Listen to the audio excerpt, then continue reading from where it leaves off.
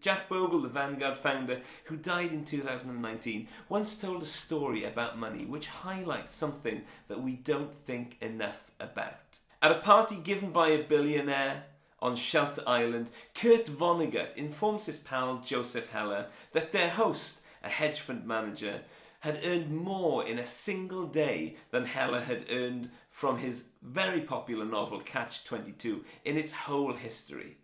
Heller responds, "Yes, but I have something that he will never have. Enough."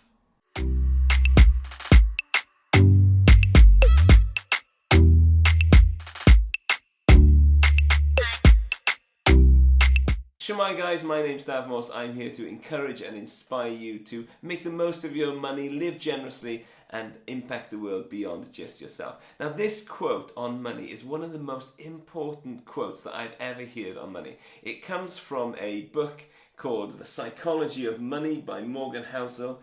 It is a collection of 20 short essays on the timeless lessons on wealth, greed and happiness. So I just wanted to make a quick video to give you some of my key takeaways from this fantastic book. I said in my second video since relaunching this channel that one of the keys to being successful with money is to keep yourself free from the love of money and be content with what you have. Now, this is not something that we spend enough time thinking about. The world is conditioning us to think that we will never have enough, that we always need more. There are products which are specifically designed to break, specifically designed to keep us wanting more, to say, to signal we don't have enough. And so this idea of having enough is one of my key takeaways. So that's key takeaway number one. Keep yourself free from the love of money and be content with what you have. Know when you have enough. So the second key takeaway is actually key takeaway number one because it's the title of the first chapter of the book. And the title is Nobody's Crazy. None of us has experienced life in exactly the same way as anybody else. What you experience in life has a profound effect on the way that you think about money.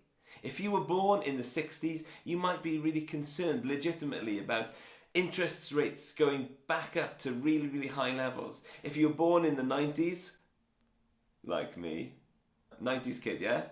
If you were born in the 90s, then interest rates have been at historic lows the entire time that you can remember. And these two different people have had completely different experiences. So it's no wonder that they think differently about money. What happens to you makes up about 0.000000001% of what happens in the world. And yet it makes up about 80% of the way that you think about money. What seems like crazy behaviour to you might be perfectly reasonable to me. So what do we need then? More information?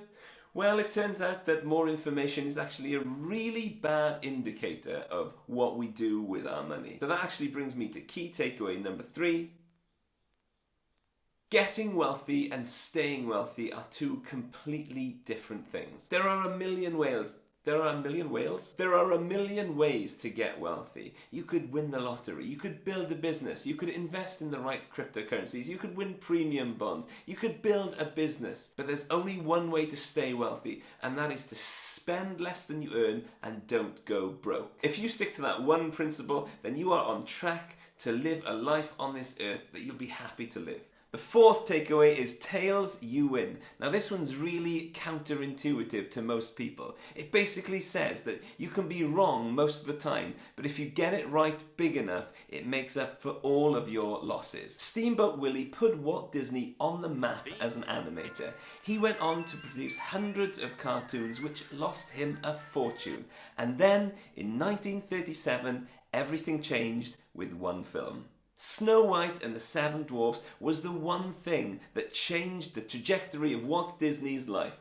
Now, in 1937, $380,000 was a lot of money, still is a lot of money today, but that's how much money he made in profit off one film. It cleared all of his debts and it put him on the path to success, to the company that Disney has become today. One success made up for all of his losses. Warren Buffett in 2013 said, "I've owned 400 or 500 stocks and I've made most of my money in 10 of them." Like I said, pretty difficult concept to get your head around, so grab yourself a copy of the book.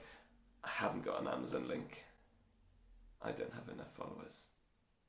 Grab yourself a copy of the book and give that chapter a read. Key takeaway number 5 is controlling your time is the highest dividend that money can pay. If we think about it hard enough, the reason that any of us wants more money is to have more freedom. Freedom to have time to do the things that we want to do with the people that we want to do it with. Don't lose sight of this in your pursuit for money. The final takeaway that I want to share with you actually encompasses 10 of the chapters, which is basically half the book, which is personal finance is personal.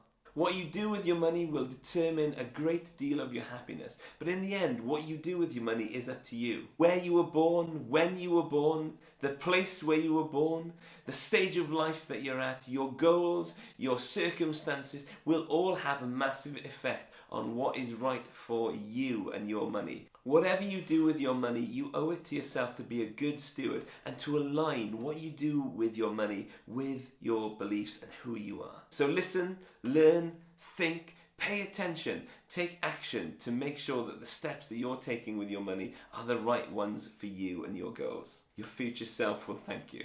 If you want to know what my biggest financial mistake is, you can click here. If you want to know what lessons I've learned from quitting my job, you can click here. And if you want to know why I quit Vanguard and started investing with Trading 2 and 2, then you can click there. See you in a sec.